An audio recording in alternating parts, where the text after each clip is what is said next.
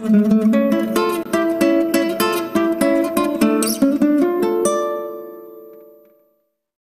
दोस्तों, मैं हूं अमित और स्वागत है आपका ट्रैवलर इंसान में। तो आज मैं आया हूं सोनपुर में, जहां का विश्व प्रसिद्ध मेला लगता है। और यहां एक मंदिर है, बहुत ही प्रसिद्ध मंदिर है, हरिहर नाथ मंदिर। तो उसी मंदिर में मैं आया हूं जलाभिषेक करने, क्योंकि सब जानते हैं सावन है आजकल और बाबा भोले की पूजा होती है इसमें। मेरे पीछे भी आप ये मंदिर देख रहे होंगे। तो बहुत सारी मंदिरें हैं, चलिए घूमते हैं और आपको भी घुमाते हैं, सारी विशेषताएं बताते हैं यहाँ की। वीडियो को स्किप मत कीजिएगा, क्योंकि काफ़ी इन्फॉर्मेशन है इस वीडियो में। शुरू से अंत तक कुछ ना कुछ जानने के लिए मिलेगा आपको इस जगह के बारे में। तो चलिए घूमते हैं।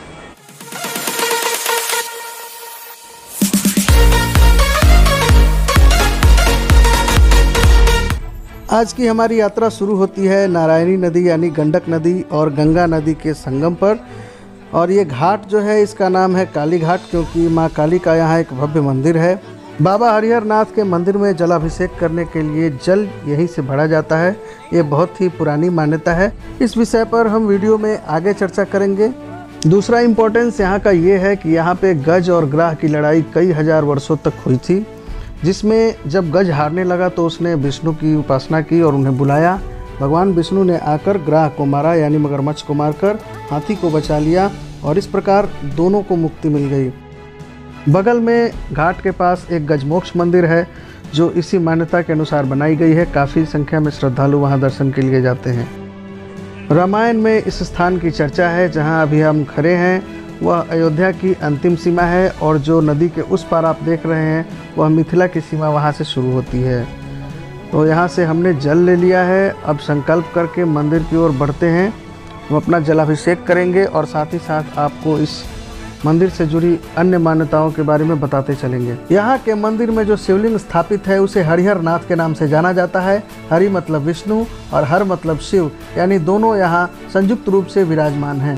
पद्म पुराण के अनुसार नारायणी और गंगा के संगम पर जो स्नान करता है, अभिषेक करता है और जो जल पीता है, वो इस धरती पर नर रहते हुए भी नारायण के समान होता है। इसीलिए इस संगम का जल यहाँ अर्पित किया जाता है।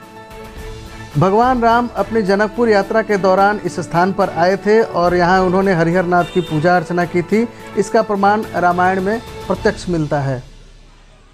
अभी सावन का महीना चल रहा है, तो कांवड़ियों की भीड़ को कंट्रोल करने के लिए देखिए रास्ते को दो भागों में बांट दिया गया है, बांस बल्लियों से घेरा गया है और ये प्रसाद की दुकानें दोनों तरफ सजी हुई हैं। अभी हम भीड़ भाड़ भरी गलियों से होते हुए मंदिर के बिल्कुल पास पहुंच गए हैं। अभी हम अपने लिए प्रसाद लेंगे और प्रसाद लेके मंदिर में जलाभिषेक करेंगे। जलाभिषेक करने के बाद इस मंदिर से जुड़ी कुछ अन्य मान्यताओं और पौराणिक कथाओं की चर्चा करेंगे। तो चलिए, मंदिर के गेट पे हम पहुंच चुके हैं। अब यहाँ से प्रसाद लेकर मंदिर में प्रवेश करते हैं और देखते हैं मुख्य मंदिर की भव्य बनावट और कुछ मान्यताएं जो प्रचलित है। तो वीडियो में अंत तक बने रहिए।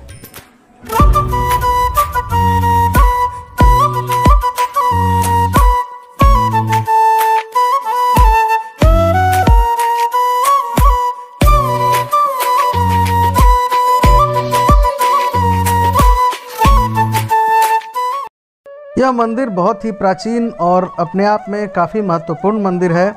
पद्म पुराण के अनुसार यहाँ के शिवलिंग की स्थापना स्वयं ब्रह्मा जी द्वारा की गई है। यहाँ शिवलिंग की स्थापना 28वें मनवंतर में हुआ था। एक मनवंतर 1000 साल का होता है और अभी 42वां मनवंतर चल रहा है, अर्थात यहाँ का शिवलिंग जो है वो 14,000 साल पुराना है।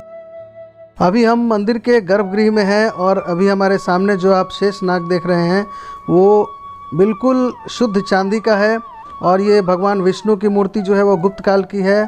और ये शिवलिंग बेलपत्र से ढका हुआ, लोग अभी इसकी पूजा कर रहे हैं।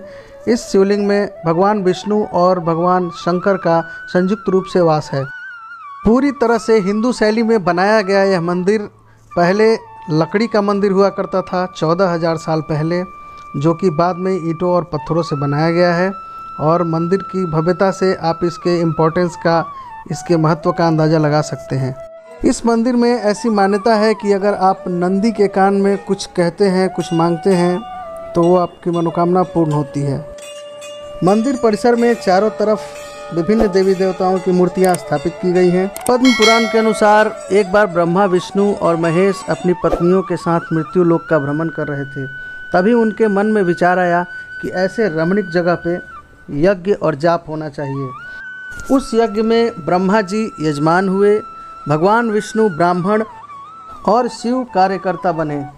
यज्ञ के संकल्प के समय भगवान ब्रह्मा की बड़ी पत्नी किसी काम में व्यस्त थी।